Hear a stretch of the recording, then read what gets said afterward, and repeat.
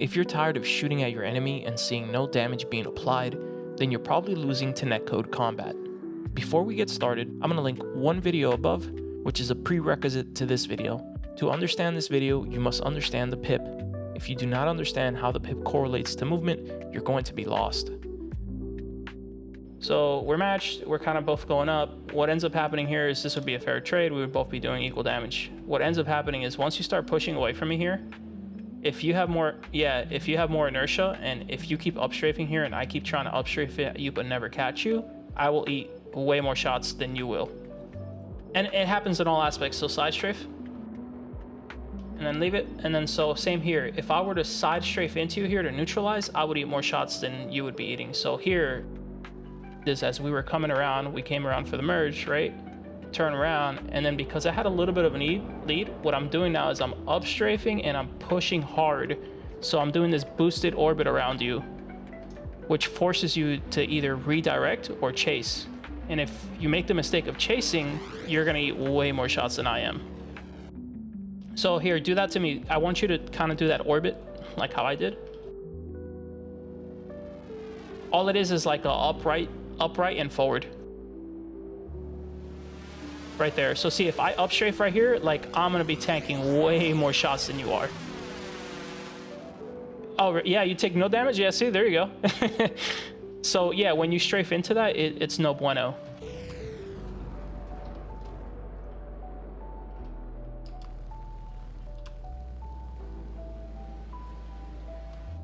That was it. That was it right there.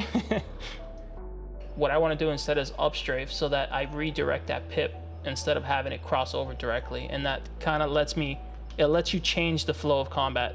So better is go ahead, do upstrafe right and then forward. So right here you have the inertia, so it's better for me to offset my roll and upstrafe so it your pip. So if I go like this, see how now your pip goes another way, and it gives me a chance to redirect the inertia and close the gap at the same time. But you don't want to hold that. Like, you want to, like, here, let's go back to a straight neutral, or not neutral, but like that. Perfect. So I roll, I offset it, but then I roll, offset it, roll, offset it. And this lets you close the gap little by little, and you got to mix it up with different things too to not be predictable. Like sometimes I'll add a down strafe and, you know, be a little bit more creative. But that's the general rule. Offset the pip, don't counter push the pip. So if we're like this, and I need to approach you now, let me back away a little bit more so we can see it better. So if I'm here, instead of upstrafing, what I do is I actually rotate 180 when they're upstrafe, because the side strafe is not strong enough, and then I just do the circle strafe like this, but away from their ship. Unfortunately, it's the current meta, so you kind of have to, because what ends up happening is if, like, let's say you're upstrafing here against me, and let's say I do the other thing where I was telling you where you go a little bit sideways and you do the circle strafe to push it a little bit offset. You can, but the problem is if you're at long distance and you do that, you're not getting much of an advantage, and you're going to eat a little bit more shots than he is still, because he still has a slight inertia advantage.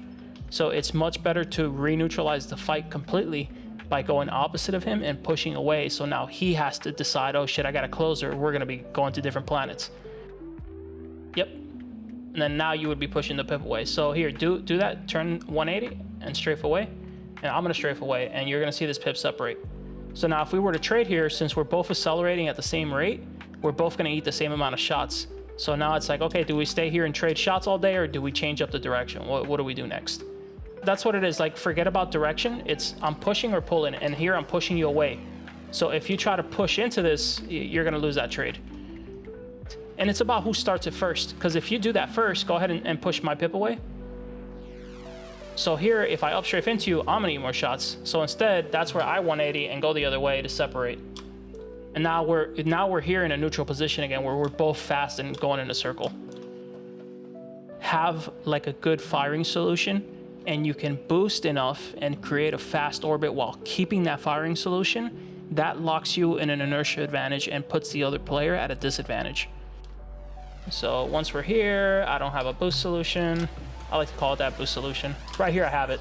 See, so right there I'm changing the direction, and I was able to land those shots.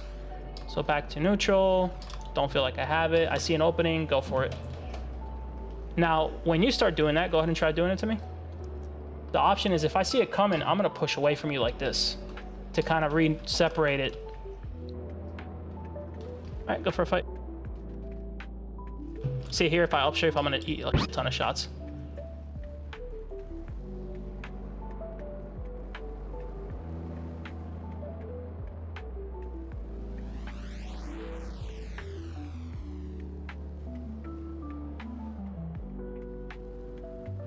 See, now that you're doing it, I can't close the gap, so I have to go to that trade fight. Yeah.